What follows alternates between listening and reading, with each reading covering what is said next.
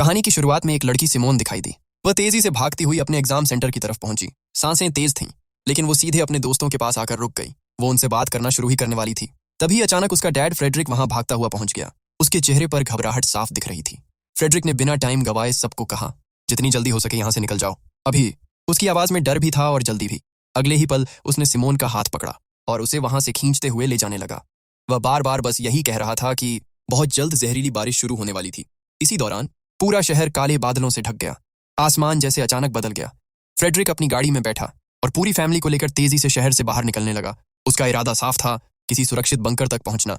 वह अपने बेटे को सीट बेल्ट बांधने को कहता है, लेकिन उसी पल उसका ध्यान भटक गया और गाड़ी सामने वाली गाड़ी से टकरा गई। कुछ ही सेकंड में पूरी सड़क पर गाड़ियों की लंबी लाइन लग गई। हर तरफ अफरा तफरी मच गई। फ्रेडरिक एक आदमी से गाड़ी हटाने को कहता है, लेकिन आगे का रास्ता पूरी तरह बंद हो चुका था। अब गाड़ी से निकलना ही एक रास्ता बचा था। वो अपनी फैमिली को लेकर दौड़ पड़ा और सब जंगल की तरफ भागने लगे। पीछे से एक आदमी उन्हें रोकने की कोशिश करता है, लेकिन फ्रेडरिक किसी की नहीं सुनता। उसका फोकस बस एक ही जगह था, बंकर। कुछ देर बाद वो सब उस बंकर तक पहुंच गए। फ्रेडरिक ने जल्दी से अपना फिंगरप्रिंट लगाया और दरवाजा खोल दिया। जैसे ही सब अंदर गए, पीछे आसमान से बारिश की पहली बूंद गिरी और फिर अचानक तेज जहरीली बारिश शुरू हो गई। अंदर आते ही फ्रेडरिक ने सबको पूरी तरह सैनिटाइज किया। वह कोई भी रिस्क नहीं लेना चाहता था। फिर उसने अपनी पत्नी एलन को एक डिवाइस दी और बताया कि इसमें बंकर से जुड़ी सारी जानकारी थी। लेकिन तभी वह खुद एक सूट पहनने लगा। वो बाहर जाने के लिए तैयार हो रहा था। जाने से पहले उसने सिमोन की तरफ देखा और कहा कि उसे बाहर जाना ही पड़ेगा। उसने बताया कि वही इस जहरीली बारिश को रोक सकता था। अगर ऐसा नहीं हुआ तो कोई भी जिंदा नहीं बचेगा।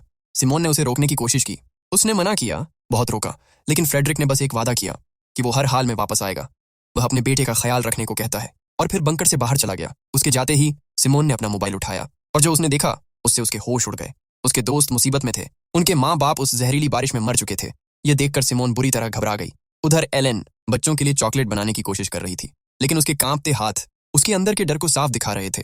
इसी दौरान अचानक बंकर का दरवाजा जोर जोर से बजने लगा। एलन ने तुरंत मना किया। उसने कहा अगर फ्रेडरिक होते तो वो खुद फिंगरप्रिंट लगाकर अंदर आ जाते। वो सबको उस आवाज को नजरअंदाज करने को कहती है, लेकिन सिमोन को शक हुआ।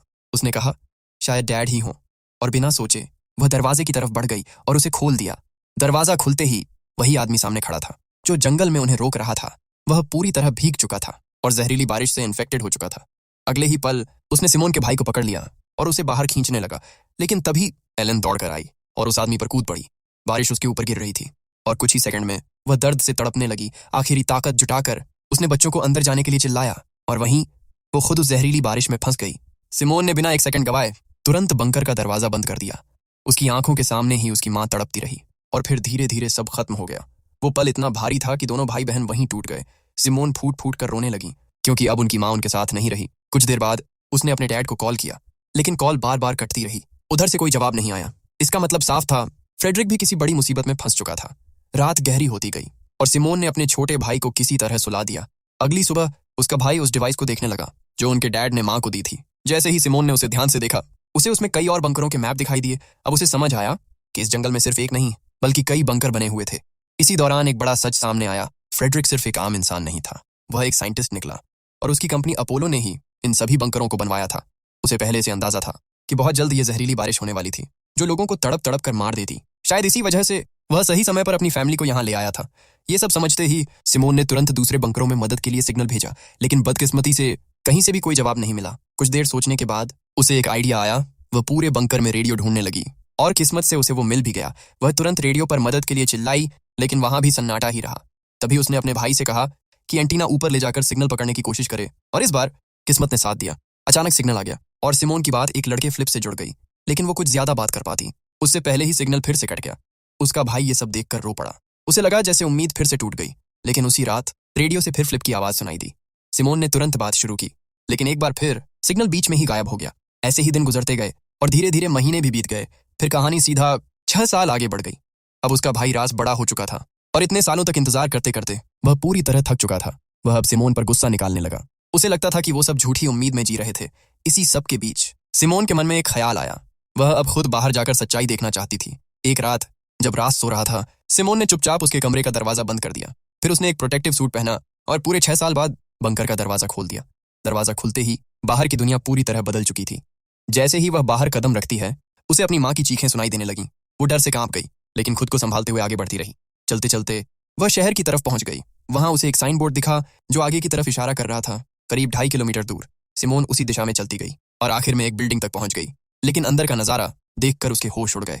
चारों तरफ सिर्फ लाशें पड़ी थीं, जैसे पूरी दुनिया वहीं खत्म हो गई हो। तभी अचानक एक कुत्ते ने उसे देख लिया और अगले ही पल वह उसके पीछे भागने लगा। सिमोन डर के मारे भागी और एक कमरे में जाकर छुप गई। अगली सुबह राज की नींद खुली और वह सिमोन के पास आया। सिमोन ने उसे सब कुछ बता दिया कि वो बाहर गई थी और वहां कोई भी जिंदा नहीं बचा था। ये सुनकर राज घबरा गया, लेकिन उसने खुद को संभाला। उसने कहा कि अब उन्हें यहां से निकलकर दूसरे बंकर की तरफ जाना पड़ेगा। लेकिन उसी रात अचानक बंकर के एयर वेंट बंद हो गए। धीरे धीरे अंदर की ऑक्सीजन खत्म होने लगी। सिमोन सांस नहीं ले पाई और वहीं बेहोश हो गई। लेकिन राज ने हिम्मत नहीं हारी। वह उसे खींचते हुए बंकर के बाहर ले आया। जैसे ही दोनों बाहर पहुंचे, कुछ लोगों ने उन्हें घेर लिया। वो लोग पहले से वहां छिपे हुए थे और उन्हीं ने बंकर के एयर वेंट ब्लॉक किए थे। दरअसल जिस रात सिमोन बाहर गई थी, उसी रात उन लोगों ने उसे देख लिया था और तभी से वे दोनों को पकड़ने का प्लान बना रहे थे। वो लोग सिमोन और उसके भाई को फिर से पकड़कर उन्हें वापस उसी बंकर के अंदर ले गए और सीधे एक कमरे में बंद कर दिया। अंदर अंधेरा था और बाहर वो लोग खाने का सामान ढूंढने लगे, लेकिन पूरे बंकर में कुछ भी नहीं बचा था। तभी उनके लीडर मार्टिन ने फैसला लिया। उसने कहा कि इन दोनों को यहीं छोड़ दो और सब वहां से निकलने लगे। लेकिन जैसे ही वो जाने लगे, सिमोन ने उसे आवाज दी। उसने धीरे से कहा कि उसे और भी बंकरों के बारे में पता था और उनकी लोकेशन सिर्फ उसी को मालूम थी। साथ ही उसने ये भी बताया कि उन बंकरों में अभी भी काफी खाना बचा हुआ था। ये सुनते ही मार्टिन रुक गया। उसके कदम वहीं थम गए। वो कुछ पल सोचता रहा और फिर उसने फैसला बदल दिया। उसने सिमोन और उसके भाई को अपने ग्रुप में शामिल कर लिया। इसके बाद सब लोग वहां से आगे बढ़ने लगे। लंबा रास्ता तय करने के बाद वो एक जगह रुककर आराम करने लगे। इसी दौरान मार्टिन ने सिमोन से बात करनी शुरू की। उसने बताया कि शायद अब इस दुनिया में बहुत कम लोग बचे थे। जहरीली बारिश ने सब कुछ खत्म कर दिया था। जो लोग बच भी गए थे, वो अब एक दूसरे के दुश्मन बन चुके थे, क्योंकि खाने का सामान धीरे धीरे खत्म हो रहा था। इसी वजह से वो यहाँ खाने की तलाश में आया था और मजबूरी में उसे उन्हें बंदी बनाना पड़ा। अगले ही पल कहानी थोड़ी पीछे चली गई। मार्टिन का एक पुराना वक्त दिखाया गया, जब वो एक सोल्जर था। उसे एक औरत को मारने का आदेश मिला था जो उस जहरीली बारिश से इन्फेक्टेड हो चुकी थी। लेकिन जैसे ही उसने देखा उस औरत के हाथ में एक छोटा बच्चा था, वो ट्रिगर दबा नहीं पाया। उसकी इस एक गलती की वजह से उसके सारे साथी उस वायरस की चपेट में आ गए और एक एक करके सब मारे गए। किसी तरह मार्टिन अपनी जान बचाकर वहां से भाग निकला था। फिर कहानी वापस उसी सफर पर आ गई जहां सब लोग आगे बढ़ रहे थे। लेकिन तभी मार्टिन की नजर कुछ शिकारी लोगों पर पड़ी। वो तुरंत सबको नीचे छुपने का इशारा करता है। शिकारी लोग अपना ड्रोन उड़ाते हैं और आसपास नजर रखने लगते हैं। तभी अचानक उन्हें एक लड़की भागती हुई दिखाई देती है। वो लोग उसके पीछे दौड़ पड़ते हैं। इस मौके का फायदा उठाकर मार्टिन अपने ग्रुप को वहां से निकलने के लिए कहता है, लेकिन सिमोन मना कर देती है। उसने कहा कि उस लड़की को बचाना जरूरी था। ना चाहते हुए भी सब उसके पीछे जाने लगते हैं। थोड़ी दूर जाकर उन्हें वो लड़की मिलती है, लेकिन वो पहले ही जहरीले पानी में फंस चुकी थी और अब पूरी तरह इन्फेक्टेड हो चुकी थी। मार्टिन ने बिना देर किए उसे गोली मार दी और फिर सब चुपचाप वहां से आगे बढ़ गए। कुछ देर बाद वो एक पुरानी बिल्डिंग तक पहुंचे। अंदर जाते ही हर तरफ लाशों के ढेर पड़े थे। फिर भी उन्होंने वहीं रुकने का फैसला किया। सबने मिलकर खिड़कियां और दरवाजे बंद कर दिया ताकि रात में कोई हमला ना कर सके। किस्मत से उन्हें वहां साफ पानी भी मिल गया और कई दिनों बाद सबने थोड़ा चैन की सांस ली। रात वहीं गुजरी। अगली सुबह उन्होंने फिर से सफर शुरू किया, लेकिन कुछ ही दूर चलते ही राज का पैर जहरीले पानी में फंस गया। ये देखकर सब रुक गए और मार्टिन ने तुरंत सबको उससे दूर रहने को कहा। उसे लगा कि अब राज भी इन्फेक्टेड हो चुका था। वो बंदूक उठाता है और उसे मारने ही वाला था, लेकिन तभी सिमोन उसके सामने आ गई। उसने उसे रोक दिया क्योंकि वो अपने भाई को खोना नहीं चाहती थी। इसी बीच ग्रुप की एक लड़की ने राज के जूते चेक किए और तभी सच्चाई सामने आई। जूते पूरी तरह वाटरप्रूफ थे। पानी उसके पैर तक पहुंचा ही नहीं था। ये देखकर सबने राहत की सांस ली और फिर वो सब दोबारा आगे बढ़ गए। कुछ ही दूर चलने के बाद आखिरकार उन्हें दूसरा बंकर मिल गया।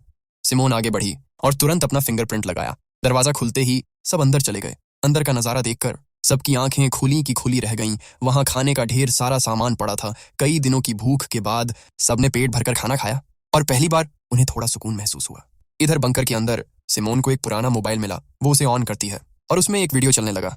वीडियो में उसके डैड फ्रेडरिक के बॉस दिखे। वो इमरजेंसी में उसे स्वीडन आने के लिए कह रहे थे और बार बार यही दोहरा रहे थे कि वही इस जहरीली बारिश को रोक सकता था। ये सुनते ही सिमोन के अंदर उम्मीद फिर से जाग गई। उसे यकीन होने लगा कि उसका डैड अभी भी जिंदा था। वो तुरंत ये वीडियो मार्टिन को दिखाती है और कहती है कि उसके डैड जरूर स्वीडन में होंगे।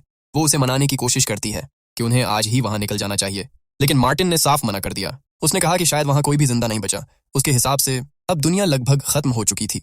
ये कहकर वो वहां से चला गया, लेकिन सिमोन हार मानने वाली नहीं थी। उसके लिए उसके डैड को ढूंढना सबसे जरूरी था। इसलिए उसी दिन वो अपने भाई के साथ बंकर छोड़कर निकल पड़ी। इधर बिएट्रिस और उसकी दोस्त वापस आईं और उन्होंने सिमोन और रासमस के बारे में पूछा। मार्टिन ने उन्हें सब बता दिया कि वो दोनों स्वीडन के लिए निकल चुके थे। ये सुनते ही वो दोनों भी बिना सोचे उनके पीछे निकल गईं। कुछ ही दूर जाकर उन्होंने सिमोन और रासमस को ढूंढ लिया। अब सब फिर से एक साथ हो गए और सफर दोबारा शुरू हो गया। उधर बंकर में अब सिर्फ मार्टिन और पैट्रिक ही बचे थे और मार्टिन अंदर ही अंदर गुस्से में जल रहा था। इधर बाकी सब एक बिल्डिंग में पहुंचे जहां उन्हें थोड़ा खाना मिला और कई दिनों बाद सबने पेट भरकर खाया, लेकिन वो आराम कर ही रहे थे कि अचानक वही शिकारी वहां पहुंच गए। उन्हें देखते ही सब बिना पीछे देखे भागने लगे। भागते भागते सिमोन अपने ग्रुप से बिछड़ गई। वो उन्हें ढूंढते हुए इधर उधर भटकने लगी और तभी उसे एक छोटा बच्चा अकेला खड़ा दिखा। लेकिन उसी पल आसमान में फिर से काले बादल छाने लगे। खतरा समझते ही वो उस बच्चे को लेकर वहां से भाग निकली। कुछ दूर जाकर वो बच्चा भूख मिटाने के लिए गोलियां खाने लगा। ये देखकर सिमोन ने उसे रोका और अपने पास का खाना दे दिया। इसी बीच उस बच्चे का पिता वहां पहुंच गया। उसने सिमोन को देखकर गलत समझ लिया। उसे लगा वो भी शिकारी थी। वो तुरंत अपने बच्चे को लेकर वहां से निकल गया, लेकिन जैसे ही वो बाहर पहुंचा शिकारी लोगों ने उसे घेर लिया और उसके सामने ही उसे बेरहमी से पीटने लगे। ये सब देखकर सिमोन डर गई और वहां से भाग निकली, लेकिन भागते वक्त एक आदमी ने उसे देख लिया। इधर सिमोन एक बिल्डिंग में पहुंची जहां उससे उसके दोस्त फिर से मिल गए। वो उन्हें तुरंत वहां से भागने के लिए कहती है, लेकिन तभी वही आदमी वहां आ गया जिसने उसे देखा था। वो उनसे खाना मांगने लगा, लेकिन उनके पास कुछ नहीं बचा था। अगले ही पल उसने रासमस को पकड़ लिया और उसे मारने ही वाला था। तभी अचानक मार्टिन वहां पहुंच गया। उसने तुरंत उस आदमी पर बंदूक तान दी, लेकिन डर के मारे वो आदमी रासमस को चाकू मारकर भाग गया। रासमस वहीं गिर पड़ा और दर्द से तड़पने लगा। ये देखकर सिमोन पूरी तरह टूट गई।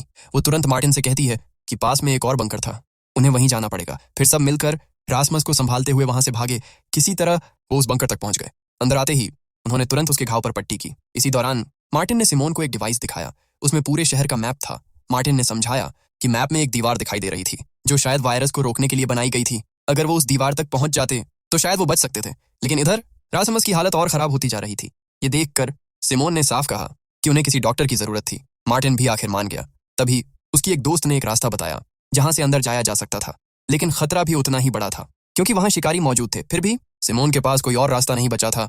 वो अपने भाई को बचाने के लिए अकेले ही आगे बढ़ गई, लेकिन तभी ऊपर से एक ड्रोन उसे ट्रैक करने लगा। वो किसी तरह बचते बचाते एक बिल्डिंग के अंदर घुस गई, लेकिन किस्मत फिर साथ नहीं दे पाई। कुछ ही पल में वही शिकारी वहां पहुंच गए और उन्होंने सिमोन को सीधे गन पॉइंट पर पकड़ लिया। लेकिन तभी अचानक सिमोन के दोस्त वहां पहुंच गए और उन्होंने उन शिकारियों को वहीं ढेर कर दिया। हालात थोड़े संभले तो मार्टिन ने उनसे उस दीवार के बारे में पूछा, लेकिन सामने वाले ने साफ इनकार कर दिया, जैसे उसे कुछ पता ही ना हो। इसी दौरान जीन की नजर एक बात पर अटक गई। उसने उस शिकारी के बाजू पर सांप का एक अजीब सा टैटू देखा। उसे देखते ही उसके चेहरे का रंग बदल गया। उसके अंदर अचानक डर बैठ गया और उसने बिना देर किए मार्टिन से कहा, इन सबको खत्म कर दो। मार्टिन ने गन उठाई और एक एक करके सबको वहीं मार दिया। इसके बाद वो लोग रास को लेकर जल्दी जल्दी डॉक्टर की तरफ बढ़ने लगे, लेकिन रास्ते में जीन के दिमाग में वही टैटू घूमता रहा और तभी कहानी अचानक फ्लैशबैक में चली गई।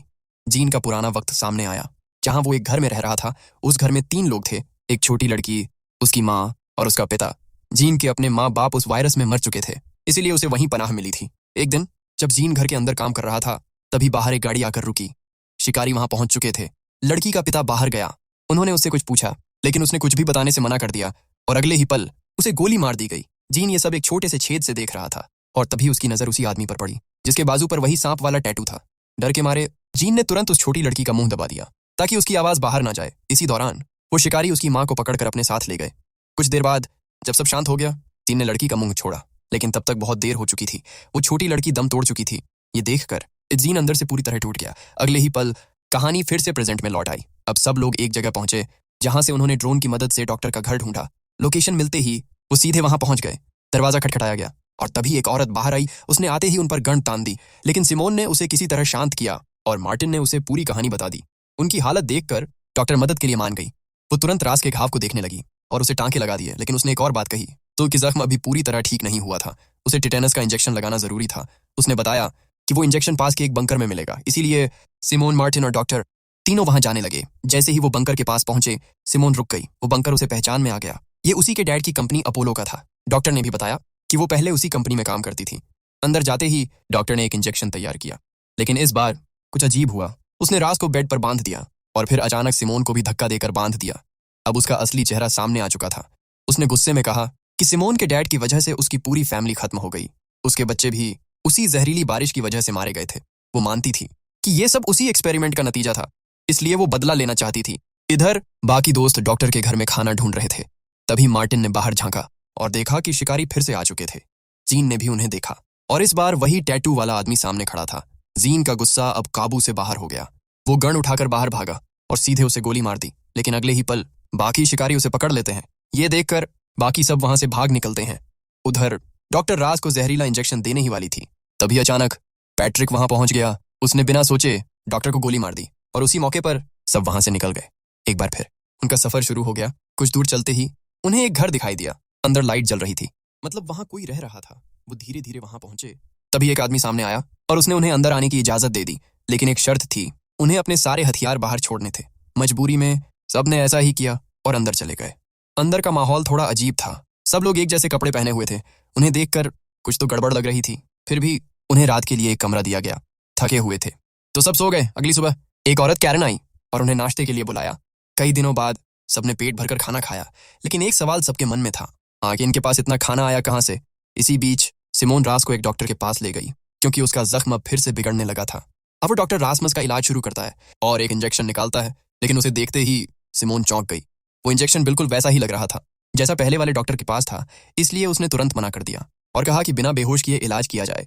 डॉक्टर ने उसकी बात मान ली और इंजेक्शन को साइड में रख दिया, लेकिन जैसे ही उसका ध्यान रासमस की तरफ गया, सिमोन ने चुपके से एक इंजेक्शन उठा लिया और उसे अपने पास छुपा लिया। थोड़ी देर बाद वो उसे चेक करने लगी और जैसे ही उसने ध्यान से देखा, उसे पता चला कि वो इंजेक्शन अपोलो कंपनी का था। इसी दौरान रात का समय हो चुका था। सब लोग एक साथ बैठकर खाना खा रहे थे, लेकिन इधर मार्टिन चुपचाप पूरे घर की तलाशी ले रहा था। वो एक एक कमरे में जाता रहा और तभी उसकी नजर एक फ्रिज पर पड़ी। जैसे ही उसने उसे खोला, उसके होश उड़ गए। अंदर एक इंसान की कटी हुई बॉडी लटक रही थी। उसके पैरों तले जमीन खिसक गई। अब सब कुछ समझ आने लगा था। उधर वो आदमी सबको छोटे छोटे पैकेट देता है और कहता है कि अगर किसी के पैकेट में फूल निकला तो उसे अपनी जान देनी होगी। मतलब साफ था, वो लोग इंसानों को मारकर खा रहे थे। ये सुनते ही सबके चेहरे उतर गए। वो वहां से उठकर जाने की कोशिश करते हैं, लेकिन उन्हें फिर से बैठा दिया जाता है। तभी मार्टिन वहां आ जाता है और गुस्से में उस आदमी को मुक्का मार देता है, लेकिन अगले ही पल वो डॉक्टर उसे गन पॉइंट पर ले लेता है। अब सब मजबूर थे और एक एक करके अपने पैकेट खोलने लगे। सबकी सांसें थमी हुई थीं और आखिर में जब लीना ने अपना पैकेट खोला तो उसमें से वही फूल निकला। उसके चेहरे से रंग उड़ गया। वो पूरी तरह डर गई। वो लोग उसे पकड़ कर ले जाने लगे, लेकिन तभी वही औरत कैरन आगे आई। उसने वो फूल अपने हाथ में ले लिया और कहा कि वो लीना को अपनी बेटी जैसा मानती थी, इसलिए वो उसे मरने नहीं दे सकती। उसने खुद अपनी जान देने का फैसला कर लिया।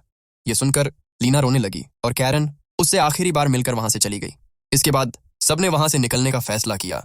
इसी बीच सिमोन ने डॉक्टर से अपने डैड के बारे में पूछा। डॉक्टर ने सच बता दिया कि वो फ्रेडरिक का असिस्टेंट था और इस वायरस के फैलने में उसका और फ्रेडरिक दोनों का हाथ था। ये सुनकर सिमोन अंदर से टूट गई और वहां से चली गई, लेकिन तभी उस आदमी ने उस डॉक्टर को भी घर से निकाल दिया। इधर सब लोग फिर से जंगल की तरफ बढ़ने लगे।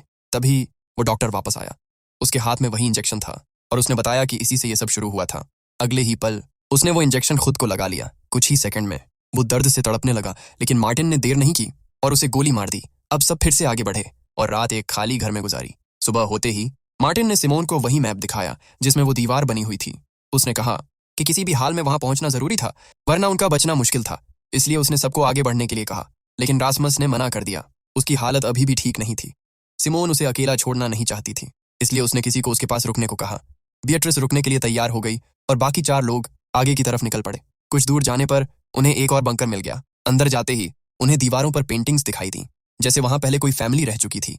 खुशकिस्मती से उन्हें वहां भी खाने का काफी सामान मिल गया। इसी दौरान पैट्रिक को एक टैबलेट मिला। उसमें कुछ वीडियो रिकॉर्ड थे। जब उसने वो सिमोन को दिखाया तो एक बड़ा सच सामने आया। इस जहरीली बारिश के पीछे उसके डैड का भी हाथ था। ये जानकर सिमोन का दिल टूट गया। वो तुरंत बंकर से बाहर निकल गई, लेकिन बाहर आते ही बारिश फिर से शुरू हो चुकी थी, इसलिए मजबूरी में उन्हें वापस अंदर आना पड़ा। रात वहीं गुजारने का फैसला हुआ।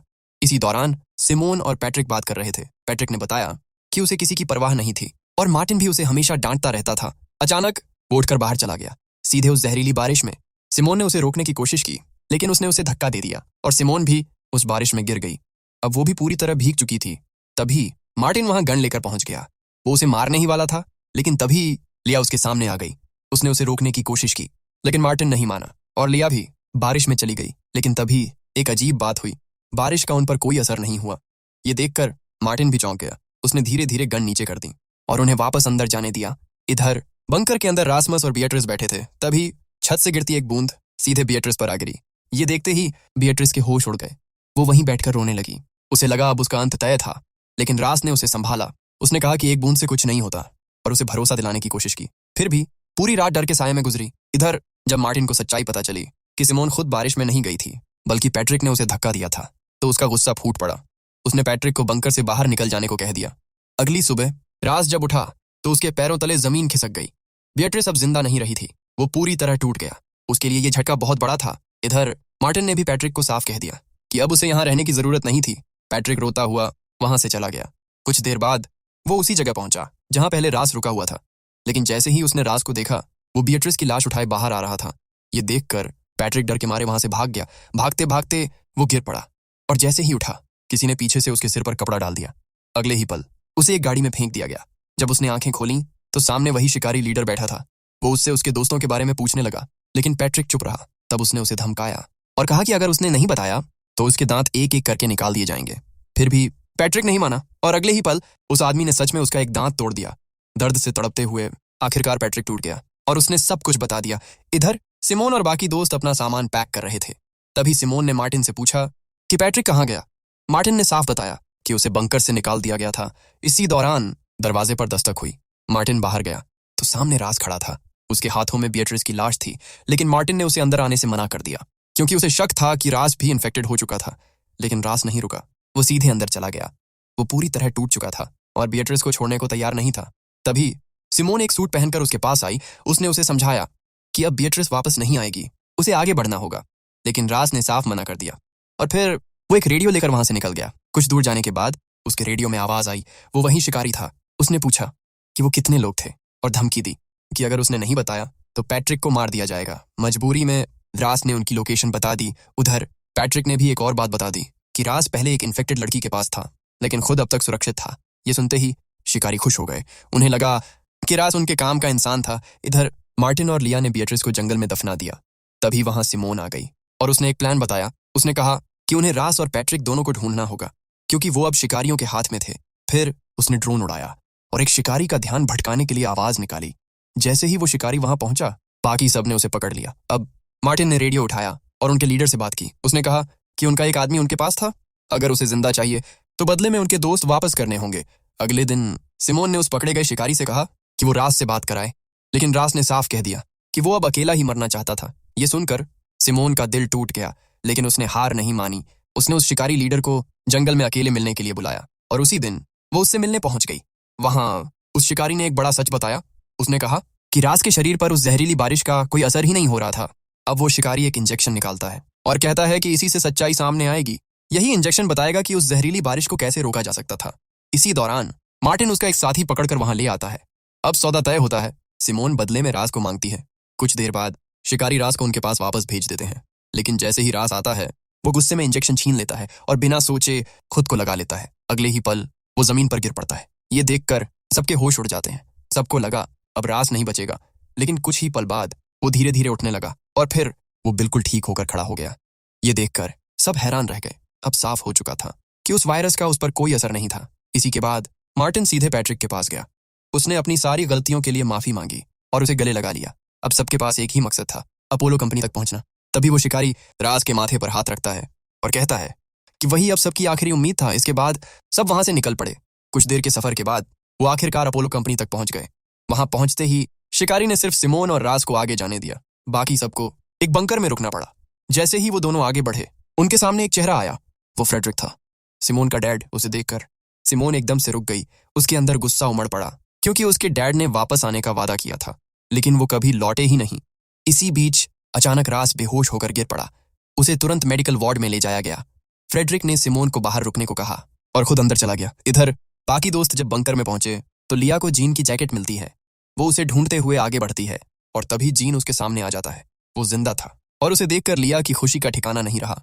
अब एक और सच सामने आया कि वो शिकारी असल में अपोलो कंपनी के लोग थे। उधर फ्रेडरिक सिमोन को वार्ड के बाहर लाता है और उसे शांत रहने को कहता है। वो कहता है कि वो ये सब उसी के लिए कर रहा था ताकि वो सब इस वायरस से बच सकें। इसी दौरान अंदर एक डॉक्टर रास का सैंपल लेने की कोशिश करती है, लेकिन रास मना कर देता है और जब वो जबरदस्ती करती है तो रास उसे काट लेता है। कुछ ही देर में वो डॉक्टर तड़प कर मर जाती है। ये देखकर फ्रेडरिक घबरा जाता है। वो तुरंत सिमोन के पास आता है और उसे सच बता देता है। वो कहता है कि इस वायरस का अब कोई इलाज नहीं बचा और ये बहुत तेजी से फैलने वाला था। वो सिमोन से कहता है कि अपने भाई को लेकर यहाँ से निकल जाओ। फिर वो रास का सैंपल माइक्रोस्कोप में देखता है और जो उसे दिखता है उससे उसके पैरों तले जमीन खिसक जाती है। वो तुरंत इमरजेंसी अलर्ट चालू कर देता है और पूरा बंकर लॉकडाउन में चला जाता है। इसके बाद वो अपोलो के मैनेजर से बात करता है। आदेश मिलता है कि रास का ऑपरेशन किया जाए ताकि वैक्सीन बनाई जा सके, लेकिन फ्रेडरिक जानता था कि इस ऑपरेशन में रास की जान जा सकती थी और वो ये नहीं चाहता था। इसलिए वो सिमोन से कहता है कि उसे लेकर यहाँ से भाग जाओ। ये सुनते ही सिमोन मार्टिन के पास जाती है और उसे दरवाजा खोलने का तरीका बताती है। किसी तरह वो बंकर का दरवाजा खोल लेते हैं और राज को लेकर बाहर भागने लगते हैं, लेकिन तभी फ्रेडरिक उनके सामने आ जाता है। वो गन तान देता है और कहता है कि राज को साथ लेकर ही जाना होगा। वो धमकी देता है कि अगर उन्होंने ऐसा नहीं किया तो वो सबको गोली मार देगा। तभी मार्टिन आगे बढ़ता है और अगले ही पल फ्रेडरिक उसे गोली मार देता है। मार्टिन बुरी तरह घायल हो जाता है। ये देखकर सिमोन तुरंत फ्रेडरिक को धक्का देती है और मौका देखकर सब वहां से भाग निकलते हैं। अपनी जान बचाते हुए वो उस जगह से दूर निकल जाते हैं। और इसी के साथ इस कहानी का पहला हिस्सा यहीं खत्म हो जाता है। अगर आगे की कहानी जाननी हो तो समझ जाओ, अभी बहुत कुछ बाकी था।